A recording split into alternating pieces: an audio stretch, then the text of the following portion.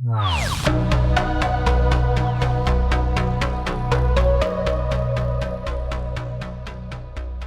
this is Jim Damshutter with Portfolio Think Tank. In today's video, I'm going to show you how I would build a portfolio today, which is June 8th, 2021. Alright, follow my screen here. I'm at one of my favorite sites called Finviz.com, and they offer a couple different subscription levels.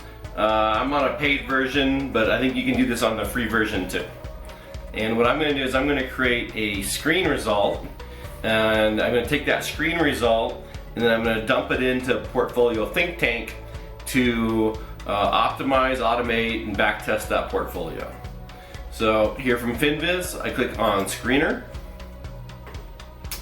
and we got, you can see the three different tabs here with the different ways to screen the universe of stocks. And here's our account. We got 8,000 stocks to pick from. So I'm gonna make a couple of screens, and then we'll optimize and test this portfolio strategy. So, all right, here we go. For market cap, I'm gonna do plus small. This is just excluding some of the smallest companies that might have some liquidity and tradability issues. You can see already the 8,000's down to 4,000. Really what I'm doing right now is I'm going to create a portfolio which is balancing growth and value, right? We're in an environment right now where the market seems to have a bit of a preference for value, but it's not giving up on growth. Maybe you don't have to choose. Maybe you can have both. So we're gonna try to do that. All right. So for growth, some of my favorite screens are revenue growth, and to do that, I prefer sales over earnings, because earnings is kind of after management reinvestment decisions. So hopefully we could find another screen to figure out if we got managers that we can trust and believe in, and that way we can just kind of work off their top line growth numbers, which are less volatile, more stable. So this is a 5-year sales growth, and I'm going to say give me 5-year sales growth over 15%, and I do believe that's year over year. And you can see 4,000's already down to under 700. I'm also going to do a 1-year sales. I think I can do that, and that's going to show me companies that were able to kind of keep it together a little bit better than average throughout the pandemic. I think that's a pretty good sign of strength. So let me see what I can do there. I'm going to go ahead and do that on EPS instead of sales. Not my preference, but when you stack it together with that sales, I think that puts us in a pretty good spot. So EPS growth this year, we've got some weird sort of comps to jump over, so I'm just going to say fairly lenient here, but over 5%. I don't think that'll screen too hard. Surprisingly, that already whacked our universe down in half again. Okay, let's switch over and talk about value. My favorite value metric is price to free cash flows. So, sometimes when you're investing, it's easy to get caught up, but when you're investing, you're owning. And when you own a company, you're thinking about cash flows, and if you can buy a stream of future cash flows, that's what we're doing as investors in public companies. So the price that we pay for a future stream of cash flows is one of the most fundamental things in investments. I'm going to go ahead and use that as my principal value stream here, and I'm going to say under 20. Alright, and that knocked us down pretty good to under 81. I'm probably going to only get a chance to do 1 or 2 more screens on this, and then we'll dump our results in Portfolio Think Tank and see how our screen results do. Let's see, one more value screen. I'm going to go ahead and screen on the basis of forward price to earnings. I'm doing this instead of regular earning or price to earnings to give myself a little bit more of that growth leniency that I'm looking for. And forward price to earnings, give me something here under 25. I know that's sort of a weak, well, that only kicked out like 10 companies, so let me go ahead and drop that down to under 20. Okay, and I feel good. I've got enough room for maybe one, if not two more screens. I'm gonna find a company that we know to be profitable, and to do that, I'm gonna look at our margin screens. I got a gross margin, an operating margin, and a net margin. Again, I'm going to go to the gross margin, as that sort of shows, that gives management the most maneuverability in terms of trusting them to manage their own business. And in that, I'm going to pick a value here. Give me something for a gross margin over 50%. Let's see what we got. 14 left. Okay.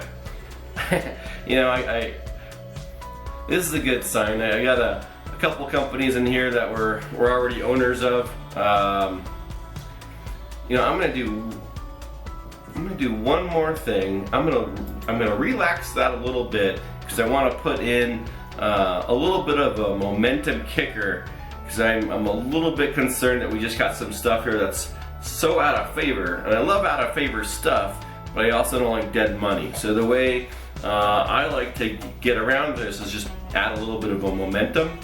So I'm going to relax my gross margin to say 35%. So that one took me from 14 to 23, and now I'm going to add a momentum signal, which I'll just be doing on the basis. There's a ton of ways to do this, but I'm going to say, how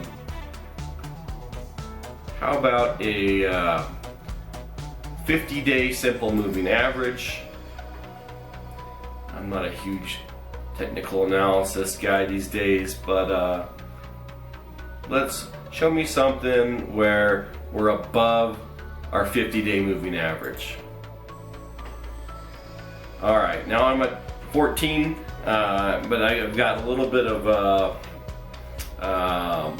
momentum to these, so I know that they're not just cheap because the companies just were murdered. So pay attention to this part. So this is where we take the results out of our stock screener and we're going to drop them into our optimizer and backtester. So to do that, all I have to do is highlight our results. And I'm going to hit Control C.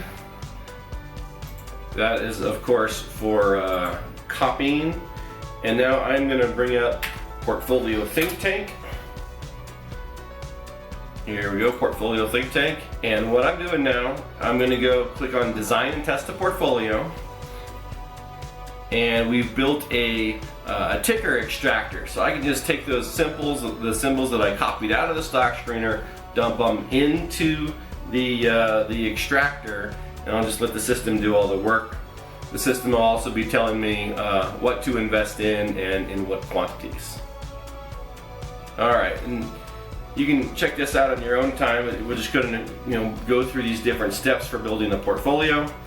I don't want to get into those in much detail here. I'm trying to go fast and show you just what I would do right now.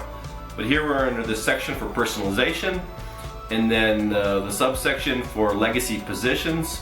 We use this grid. It's really powerful. We can just drop in our own ideas. We can just drop in our actual holdings. Bringing assets into the system.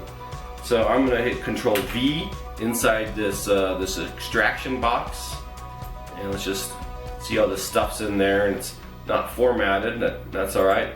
I hit the extract button, and it's going to pull all the ticker symbols out of that list. And again, that was a list of 14 things.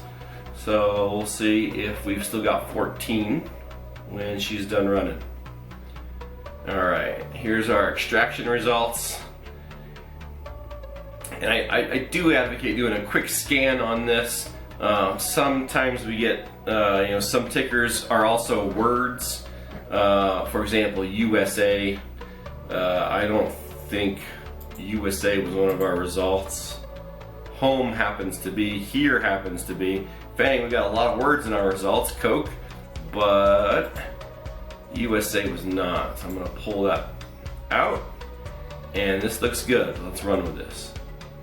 Okay, if I wanted to, I could enter in any existing positions, or I want this much or that much, but you're almost always better off letting the optimizer figure out the right balance of risk return and diversification to put in each of these investments. Okay, here's the objective priorities. I'm just going to leave these alone, but when you build your portfolio, you'll come in and prioritize which different variables that are most important to you, and the optimizer will pick the right subset of the securities that better meet your own objectives. All right, I'm selecting my preferences for security forecasting, and I'm clicking on portfolio optimization.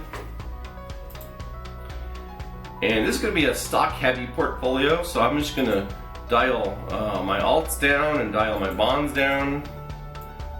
Let's see. Something like that. Mostly stocks, a little bit of bonds, a little bit of alts. And remember, when we're investing in individual stocks and not in funds, we're going to be able to extract a lot more diversification from those assets. That's going to give you a lot more fodder for developing a rebalancing bonus and a diversification alpha. So sometimes more is less, and that's usually the case with diversification. Okay, bonds, I'm going to drop in inflation indexed bonds as well as global bonds. And stocks, I do want to add infrastructure stocks, genomics, and biotech. On alts, I'm going to put in precious metals and the miners, and roll it forward here. So I'm just going to add a general position constraint, say 8%, and I'm going to want this thing to re-optimize a little bit faster than the default, maybe every 6 months, and rebalance every 3.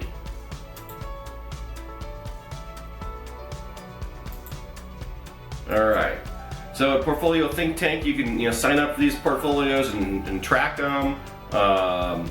You don't have to open up a brokerage account.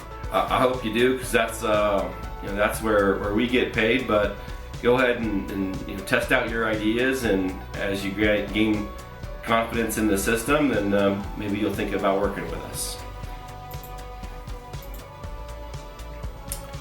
All right, you can customize your benchmark. This will use the asset class, or the asset allocation that you've designated.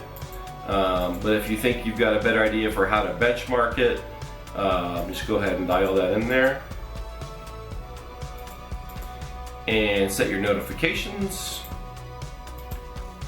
and we'll generate our backtest here.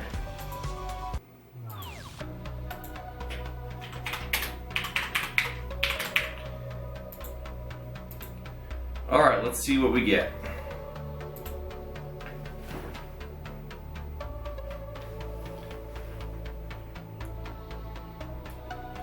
So the results that we get at Portfolio Think Tank, these are the same results that I've built from all my work at Gravity Investments and G-Sphere. So it's really institutional grade analytics, and it's really designed to teach us whether this portfolio is any good or not. And sometimes that's apparent just from the P&L. Sometimes you got to dig a little bit deeper to be able to find the results that you need. And of course, we're utilizing our patented measures of diversification, which is an important part of analyzing any portfolio.